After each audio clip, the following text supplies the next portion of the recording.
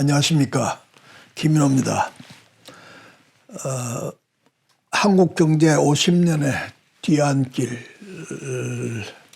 나는 어떻게 시장주의자가 되었나. 제가 지난번에 한번 말씀을 드린 기회가 있었고, 이번에는 그 두 번째로서 제가 경험한 내용을 말씀드리려고 합니다. 내용은 이 전두환 대통령 때 자유시장 경제주의자로서, 전두환 대통령의 가정교사로서, 어떤 의미에서 전두환 대통령의 물가 안정에 대한 의지를 전부 이론적으로 정립하고 이것을 그림을 그리고 대통령의 머리에 주입시켜서, 그래서 대통령이 정책으로 구현한 그런 설계사가 김재익 박사였다, 이렇게 생각이 되는데, 이분과 토론하는 과정을 통해서 이제 제가 이 물가 안정에 대해서 왜 안정을 해야 되느냐, 또 시장에서 어떻게 되면 안정시킬 수 있느냐 하는 것에 대해서 제가 생각을 정리하는 그런 기회가 있었기에 이것을 소개해드리려고 합니다. 흔히 경제의 3대, 경제정책의 3대 목표를 성장, 그다음에 물가의 안정, 그리고 국제수지의 균형, 이렇게 이야기를 하죠. 이 세 가지를 다 달성하면 너무 좋은 일입니다. 근데 이 세 가지를 동시에 달성하기가 매우 어렵다.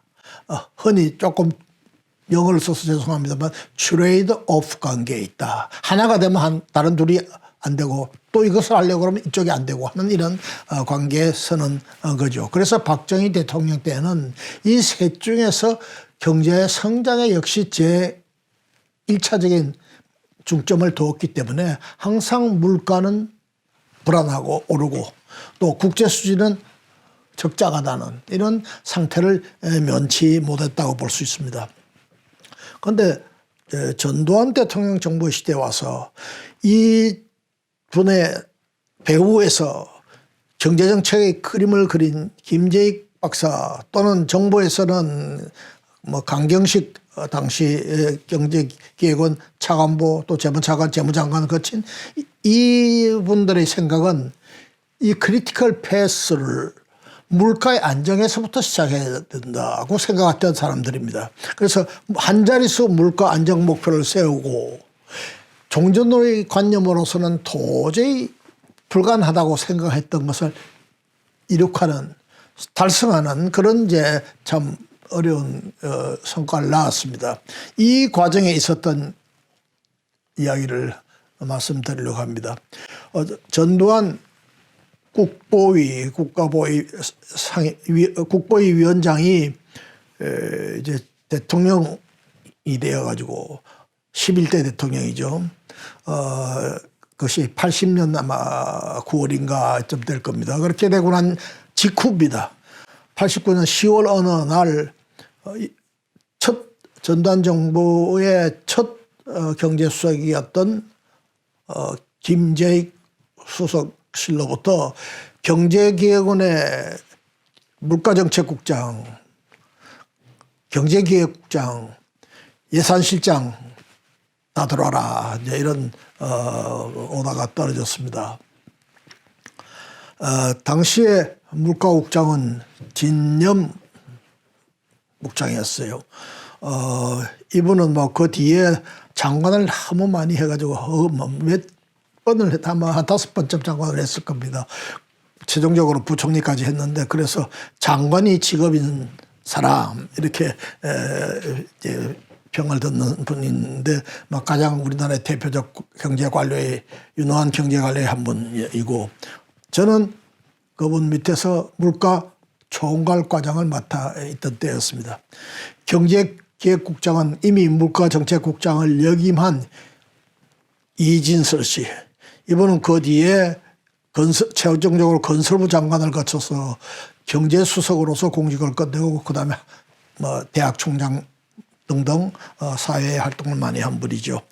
그리고 예산실장은 역시 물가에 일찍이 사무관 때 물가정책과에 근무를 했고 뭐 그 뒤에 여러 가지 직책을 거쳐가지고 좀 예산실장을 맡아갖고 있었는데 나중에 농림부 장관을 끝으로 공직을 끝낸 분입니다. 이렇게 다 이제 청와대에 들어갔습니다. 거기서 이 김재익 수석은 첫 마디가 내년도부터 물가를 한 자리 숫자로 잡아야 되겠다. 또 잡을 수 있다.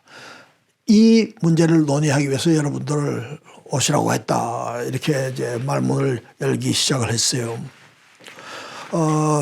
제가 바로 반론을 제기했습니다. 역시 물가에 관해서는 책임을 지고 있기 때문에 또 실무자니까 한마디로 불가능합니다. 지금 우리나라 물가 구조 상으로 봐서 물가를 한 자리 숫자로 잡으려면 불가능합니다. 그리고 너무 무리하게 잡으려다가는 오히려 경제가 왜곡돼 가지고 비능률이 초래될 가능성이 많습니다. 거기에 대해서 같이 했던 다른 국장들, 실장들도 다 생각이 같았습니다. 그런데 그때 김재익 수석의 태도, 생각은 단호했어요. 이것은 절대로 물러설 수가 없는 목표다. 바꿀 수가 없는 목표다. 그리고 달성 가능한 목표다. 우선 기획국은, 경제기획국은 모든 경제정책을 물가 안정에 최우선순위를 두고 정책을 운영해달라. 예산실은 예산을 대폭 긴축하는 그런 예산 운영을 해달라. 물가국은 종전에는 가격을 규제하는 데 대해 역점을 두고 있었는데 직접적 가격 규제는 최소한도로 줄이는 대신에 관련 정책과의 관계를 중시해서 물가 안정에 도움이 될 정책과의 연계를 강화해야 된다. 그래서 근원적으로 물가가 안정될 수 있는 바탕을 마련해 나가야 된다. 이런 주문을 우리들에게 하기 시작을 했습니다. 이 과정에서 상당히 심각한 토론이 왔다 갔다 했어요. 그때 김재익 수석이라는 분은 원래 경제기획원의 정통 관료는 아니지만 잠깐 와서 별정적으로 경제기획국장을 하다가 이제 전두환 대통령에 의해서 발탁된 사람이기 때문에 그분은 물가를 직접 책임지고 일해본 적은 하나도 없었어요. 한 번도 없었어요. 그래서 많은 사람들이 생각은 하기를 이것은 백면서생의 참 이상론이다. 속으로 다들 그렇게 생각했을 것입니다. 당신이 언제는 물가를 해봤어. 우리는 물가를 다 해본 사람 또는 지금 담당하고 있는 적어도 물가에 관한 누구한테도 질 수가 없는 그런 전문가라고 자처하는데 우리가 생각하는 것이 맞아. 그 당시 물가정책국에서는 국민 경제의 적어도 7, 80%를 차지할 모든 품목의 가격에 관한 정보를 다 가지고 있었어요. 그래서 이 품목은 어느 때쯤 되면 가격 인상의 불가피성이 도래될 거고 그때는 최소한도 어느 정도는 인상을 해줘야 될 거고 이 품목은 그런 이유가 오더라도 좀 여유가 있으니까 억눌러서 가격을 못 올리게 막고 등등 모든 품목에 대한 가격에 대한 예측과 문제가 생겼을 때 대책을 다 미시적으로 하나하나씩 다 가지고 있는 이런 정도의 일을 하고 있었는데 물가에 대해서 나보다도 더 잘하는 사람은 없다. 이런 자부심을 다 가지고 있던 사람들이었어요. 그런데 이런 물가를 한 번도 정책을 한 번도 해보지 않은 김재익 수석으로부터 이런 이야기가 나올 때 참 다들 속으로는 그런 비슷한 생각을 하지 않았나 이렇게 생각합니다. 그러나 김재익 수석은 전혀 흔들림이 없었어요. 단호하게 이것 정책을 밀고 나가겠다. 저는 그 김재익 수석이라는 사람이 참 비교적 성격이 온유하고 절대 큰 소리를 안 내고 조용조용하게 이야기하면서도 자기 생각은 다 관철하는 그런 성격의 소위 외유 내강형의 전형적인 사람인데 겉으로 드러나게 목소리를 높이면서 뭐 일정 화를 내면서 이것은 반드시 해야 될 목표고 내 정책일 뿐더러 대통령의 확고한 정책이기 때문에 여기 이 정책을 반드시 실현해야 된다. 결국 당시 김재익 수석은 전두환 대통령으로부터 경제는 당신이 대통령이야 이런 이야기를 들을 정도의 신임을 받고 있던 분이었기 때문에 뭐 그 사람이 꼭 하겠다는데 그 앞에서 적어도 못 하겠습니다라고 이야기할 재간은 없기 때문에 뭐 토론을 그 정도로 끝내고 물러나오게 됐는데 물러나오면서 저는 굉장히 그 심한 뭐랄까 쇼크를 받았다고 할까요? 내가 생각하던 좀 전에 생각하던 그런 방식의 물가 관리가 아니고 예산과 경제정책 전반과 연계시키면서 그다음에 국민의 물가 안정 심리를 구축하고 여기에 모두가 동참하게 유도함으로써 물가를 안정시켜 나갈 것이다. 그리고 이것이 되어야만 다른 모든 경제정책이 정상화될 수가 있다고 하는 그 김재익 수석의 논리 뭐 이론적으로 저는 모르는 건 아니지만 실감나지 않던 정책이 바로 나에게 과제로 떨어지는 그리고 그것을 생각하면서 이때까지 내가 알고 있던 것 가격을 합리적으로 최소한 가격을 잘 관리하는 것 이것이 물가 정책의 전부라고 생각하고 뭐 관련 정책과는 필요할 때 조금씩 연계는 했지만도 별로 이를 중시하지 않았던 그런 사고로부터 완전히 벗어나지 않으면 안 되겠다고 하면서 이것이 시장 경제를 해나가는 데 있어서 첫걸음이 되겠구나 하는 그런 그 압도적인 충격을 받는 그런 경험을 막 가졌다고 이렇게 저는 회고를 합니다. 제가 이 시장주의자가 되는 데 있어서 빼놓을 수 없는 아주 중요한 경험을 갖는 거죠. 뭐 여담입니다만 김재익 씨는 아주 자유주의자, 대표적인 자유주의자, 자유시장주의자인데 왜 이 사람이 군사정권인 전두환 대통령을 위해서 가서 저렇게 봉사하느냐. 저자신 의문을 가지고 있었어요. 우리 관료 출신은 뭐 대통령이 누가 되든지 계속 그 일을 할 수밖에 없지만 이 사람은 자기가 원치 않으면 안 할 수도 있는 일인데 왜 할까?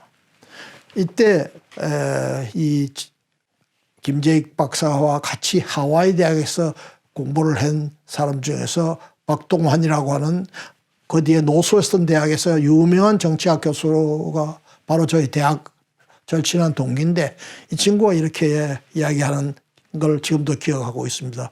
김재익 박사는 흔히 이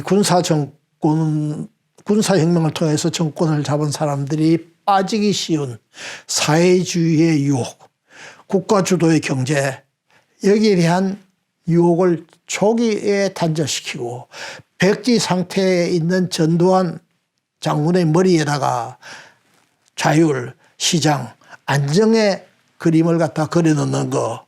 그 절호의 기회가 자기한테 왔다. 자기가 경제학자로서 이렇게 좋은 기회를 어떻게 놓칠 수 있겠는가. 그래서 자기는 전두환 대통령을 위해서 일을 하기로 했다고 하는 이야기를 한 것을 들은 것을 나한테 전달해 주는 것을 지금도 생생히 기억하고 있습니다. 김재익 박사에 대해서 비난하는 사람들이 많이 있습니다.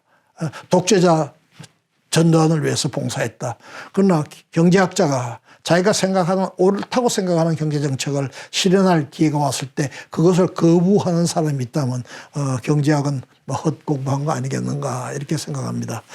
오늘은 이 전두환 대통령 시대의 시장 경제로 향해 가는 길목에서 가장 중요한 계기가 되었던 이 모임을 제가 설명하는 것으로 마치려고 하고 이러한 정책 전환의 효과는 지난번에도 말씀드린 바 있습니다만은 무려 20%, 30%, 40%에 가깝던 물가가 82년도부터는 거진 한 자리 숫자도 거진 1% 내외의 안정된 물가를 보이기 시작을 했고 그 84년부터 87년까지 저는 물가 정책국장으로서 우리나라 역사상 가장 오래인 만 3년을 하는 물가 정책국장을 하면서 물가를 안정시키는 그런 역할을 담당했고, 그리고 그때 제가 한 일은 어떻게 보면 김재익 수석이 그 회의를 통해서